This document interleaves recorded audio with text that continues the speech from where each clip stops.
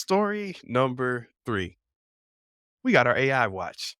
Speaking of Meta, Facebook, Instagram, Twitter, and all these corporations are doing whatever Microsoft doing whatever they think they want to do. Corporations are here in this landscape and they're using AI and they don't care. We thought that we might be able to, hey, guys, slow down a little bit. We're not sure we want this technology. Corporations were like, sure, keep using the Not gonna technology. be able to do that, son. Keep using the technology, tell the PR team whatever you need to calm the people down, but engineers keep working. We're gonna do this thing. Yeah, and Theo, you sent me this one from Microsoft. This is what started this conversation. What's Microsoft up to with OpenAI? Yeah, Microsoft is really basically bundling the software inside their products. And the challenge is for OpenAI, which got billions of dollars of fund, millions, multi-millions of dollars of funding and valued at billions of dollars.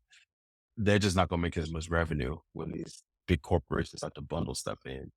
And so it's going to be interesting to see. We already see a lot of corporations like Google, Facebook are building their own algorithms.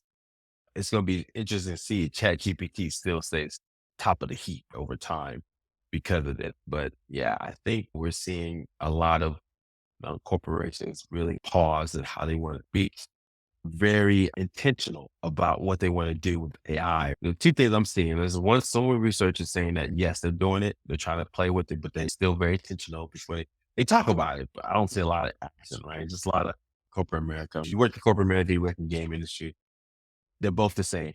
Everybody sits around, talk about what they're going to do for an hour, and nothing ever gets done. It's like it feels good. So some VP can check that off their list. This quarter, I get a bonus if I talk about AI. There it is. So I think I see a lot of that. But the other thing is too, there was an article that came out that talked about how people, corporations are scared to get put in corporately, and they're also preventing individual uh, people to use AI. And also the individual workers are scared to tell their bosses that they're using AI, right? Because it gives them somewhat of an unfair advantage. They use the technology for Mhm. help with writing or help with some of their algorithms, some of the things they're trying to set up. So it's interesting to see where this all goes for the future, Mr. Benja, but it definitely tells me that we're definitely in a new world when it comes to how folks are realizing what AI can do for them. And we have to be mindful of that. Yeah, definitely. I definitely want to send you this. This wasn't in our show notes, but it reminded me of, oh crap, that's the wrong link. I put the wrong link in the thing. No, no. Oh, no. Oh Don't do my goodness. Well, I was going to send you the actual link, but I'm going to send it to you via my Threads account. that. Shameless Uh, plug. no, check this out. So I was looking at, we were talking in one of my groups about companies using AI and Disney on the sly, who's been talking about, hey, we protect artists and we protect creators and all this, blah, blah, blah. They posted on their job board that they had a senior, an R&D Imagineer. They've got a job posting, I'm sorry, for R&D Imagineer Senior, generative artificial intelligence. So the research and development, Imagineers, the people who put together the parks and they combine a lot of the experiences that you get at Disney, but they want a senior person in there working on generative artificial intelligence. This is a coding position, basically. And it's interesting because, yeah, the first thing they say with this, the first thing they put in their job post is a quote from Arthur C. Clarke. Any sufficiently complex technology is indistinguishable from magic. They're like, hey, dog, come work on AI. It'll be magical. Disney, come on, man. What you doing? That's just funny to me. They even said it can. It quotes at Walt Disney Imaginary Research and Development. This magic emerges from the application of world class technology and everything from this to that. So it's definitely well that begs a question, Mr. Benji. You talk about Mm. corporations are using AI and don't care. It does seem like there's still a lot of research to be done with these algorithms that we don't fully understand some of the implications of what we're doing with it. And I think corporations by nature If you don't work for corporation, or in my instance, if it's sold to the corporations, man, dude, this is like death by PowerPoint and death by means. It's because everybody is scared to get a no, right? Because the no means slow down your trajectory in your business, excuse me, in your career. And so you got to be careful what you bring. You only want to bring winners. And AI is just a trend. But then I do feel like there's still a lot of things about it that people don't fully understand. And yeah, so this is some of those things that we have to constantly be focused on when it comes to AI tools and technologies in corporate America. I need to read It's gonna be a strange new world. I wasn't trying to make a connection with that quote, but literally, strange new world coming along. And it's gonna change the whole landscape of what we think of as work.